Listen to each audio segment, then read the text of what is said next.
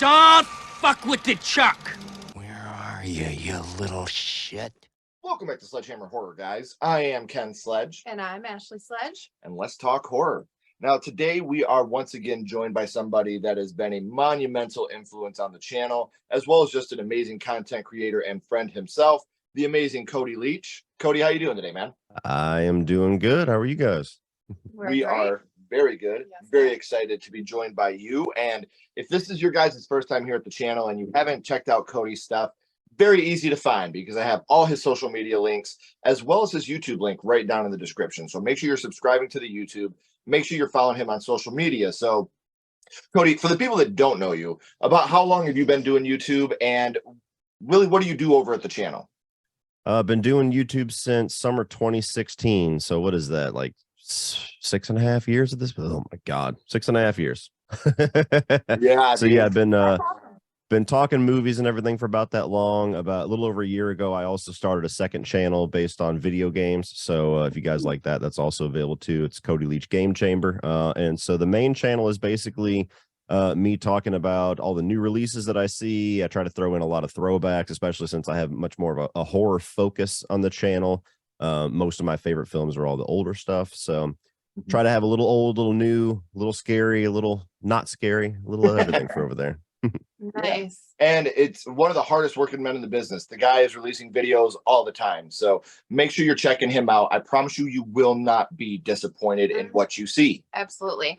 So Unless Cody, you're a Halloween fan, I apologize.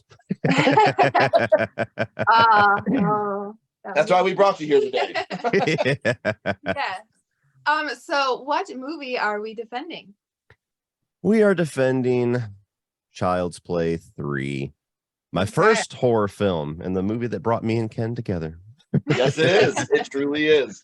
Now, obviously, when we do this, we want to talk about some of the bad that goes along with the good. And this movie has the lowest rated Rotten Tomato score of any Child's Play movie, a tomato meter of 21%, an audience score of 37%. And I think that audience score has come up recently because I've found that this movie is starting to gain a cult following of people that enjoy it. Isn't that also Don Mancini's lead favorite as well? Like, I'm pretty sure I've heard him talk about that. It feels like the only movie in the franchise that he talks ill of. Yeah. I mean, I don't want to go on record with that, but that's the only one I ever really hear him say anything negative about. And that blows my mind. Like, that absolutely blows my mind. So, and like I said, when you have a tomato meter score of 21% and audience score of 37%, it's really easy to just breeze by this movie and not even give it a chance if you're looking at numbers. So, yeah. So you want to talk about some of the major criticisms that you've heard for this movie? Oh man, I feel like there are a dime a dozen. It's just the same regurgitated statements that it's the same old thing as the first two movies, to which my argument is so fucking what? But anyway, yeah, it's the same old thing as the first two movies. They don't like the time jump. They don't like the recasted Andy. They hate Tyler. They think that, the shtick, I guess, of Chucky is kind of wore thin at that point. Some people don't like the military setting. I've also heard people very close to me say that it's ridiculous that they have this little amusement park so close to the military training field. And I'm just like, are we really getting that deep into the logic of a movie about a killer fucking doll? Nonetheless, you can see how passionate I get whenever I'm just like, oh, stop talking.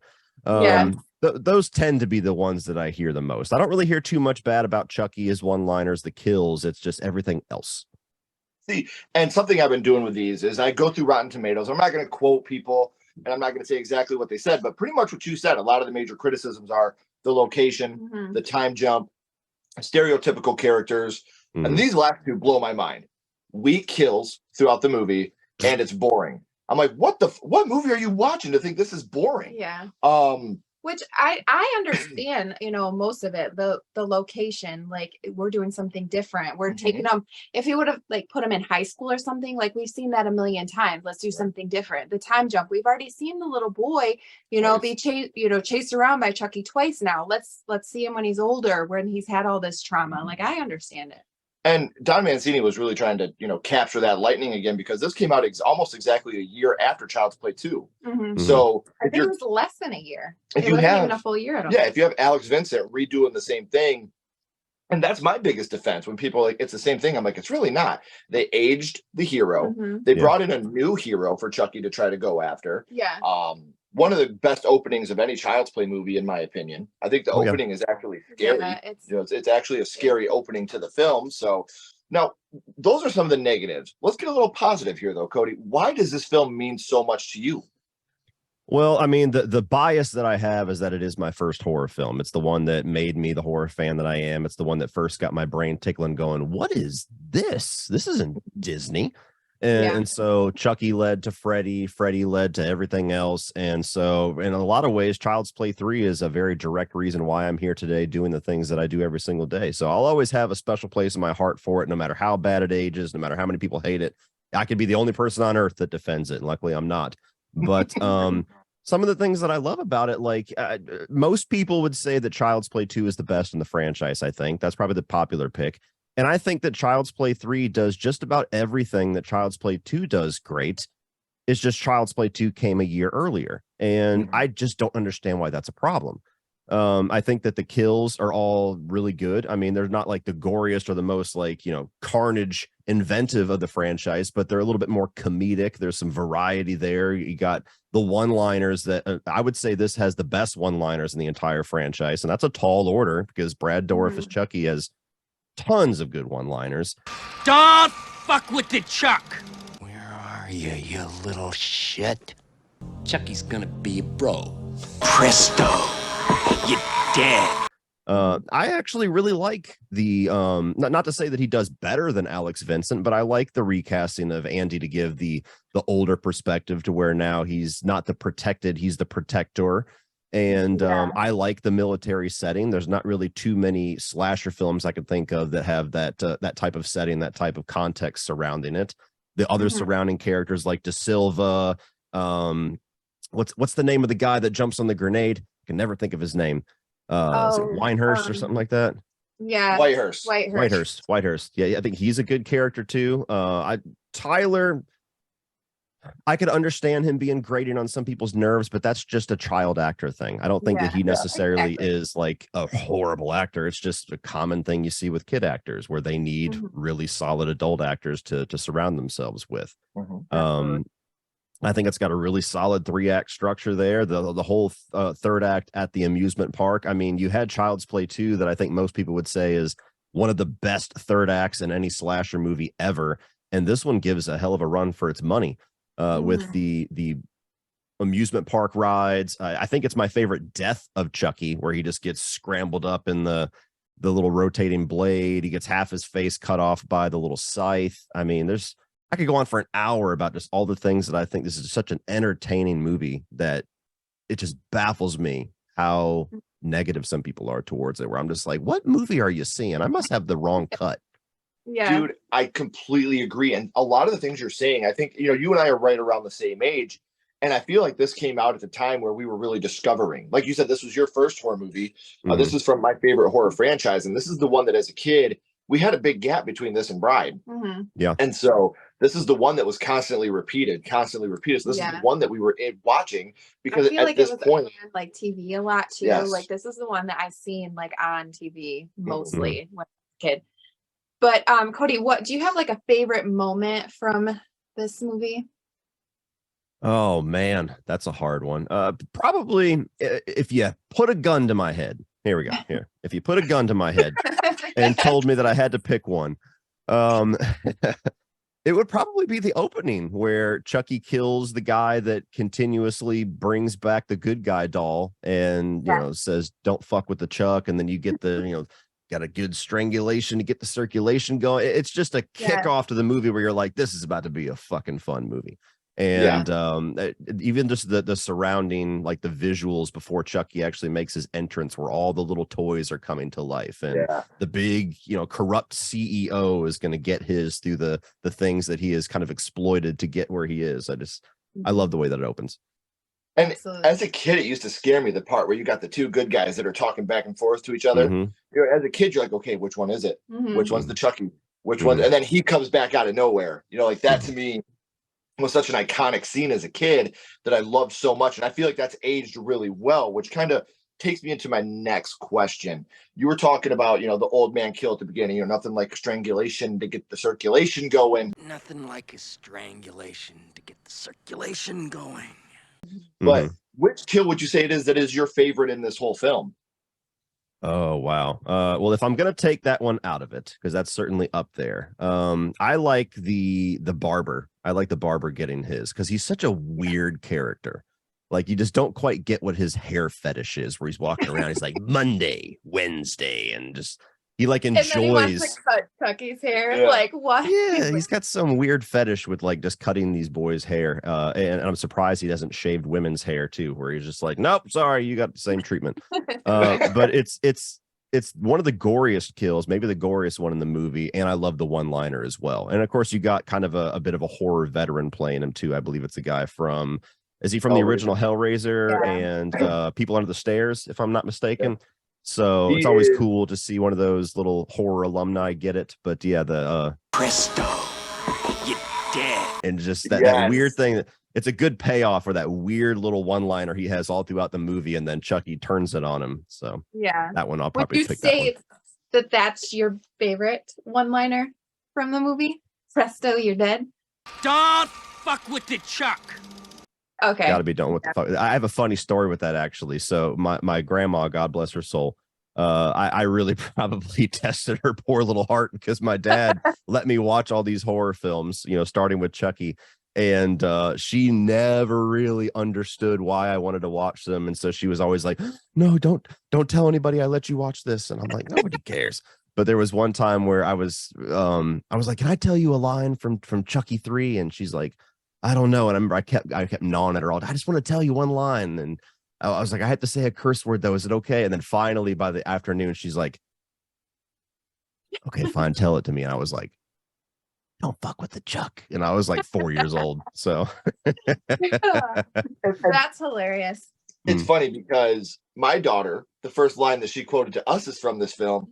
And it's when one of my favorite one-liners in the film, because I've said this so many times throughout my life, when Chucky's sitting at the computer and he's trying to find Andy, and he gives the, Where are you, you little shit? like that's one-liner. Yeah. I've said That so you many times. allowed her to say, and she's always like, oh, mom's here, we can't say that line. I'm like, oh, what I'm line? like, why do you Think keep about? telling me? Yeah, she always tells on you, so I don't know why you just. So That's awesome. we've talked about some of the major criticisms of the film, some of the things that you really do enjoy about the film, but we haven't talked about your criticism of the film. Obviously, for everything good, there is at least a little bit of bad. There's never been anything perfect that's been created besides Pee-wee's Big Adventure. But what would you say your biggest criticism of Child's Play 3 would be? Oh, wow.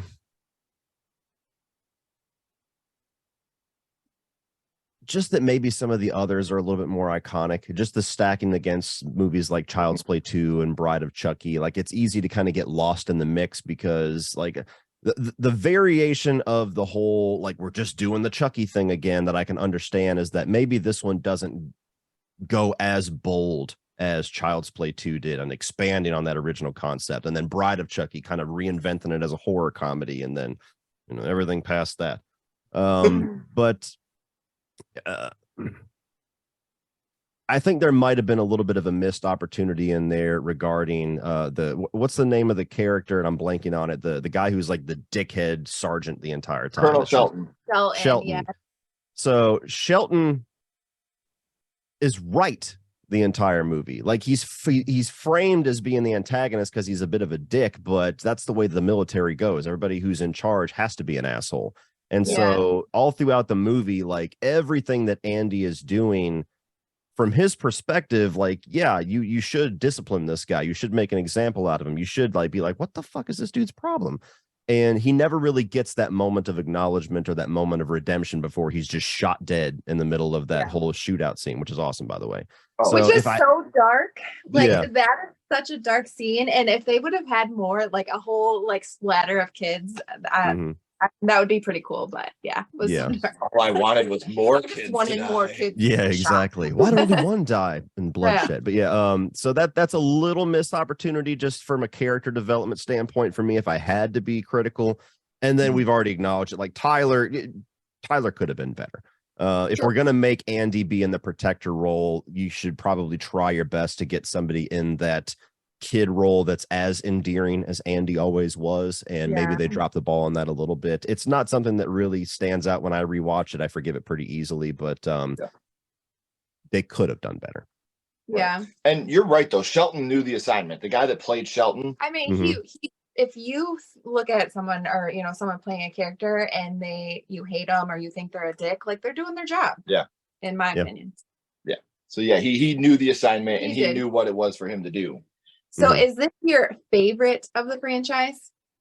No, it's not. I used to say Bride of Chucky. Over the past probably 4 or 5 years, I've said Child's Play 2 pretty confidently. But I mean, 2 and Bride and 3 are very close for me. I'm in the rarity that the original Child's Play is my fourth favorite in the franchise. Most people get a little bug-eyed when I say that, but yeah, Child's Play 2 to me, I think, is like the perfect Child's Play film. As much as I love this one, there's something about that mix that we get in there that's just like they take that original great concept and then Chucky's just like here to have a blast in part 2. Yeah. And so that one's, if I had to take one of them to an island with no electricity, I'd take that one. Which is funny because you've got 2. She has Bride Bride's as my her favorite, and I have Mhm. 3 as my favorite. It's just one of those things where Mhm. but I'm with you. If you turn on 1 through 4 and then 6, 7, 8, I'm probably going to be okay. I don't hate Seed of Chucky the way everybody else does.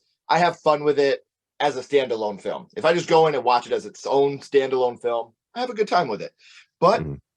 that's not what we're here to talk about. Now, what I want to know with this movie, we've already talked about how there's no such thing as a perfect movie.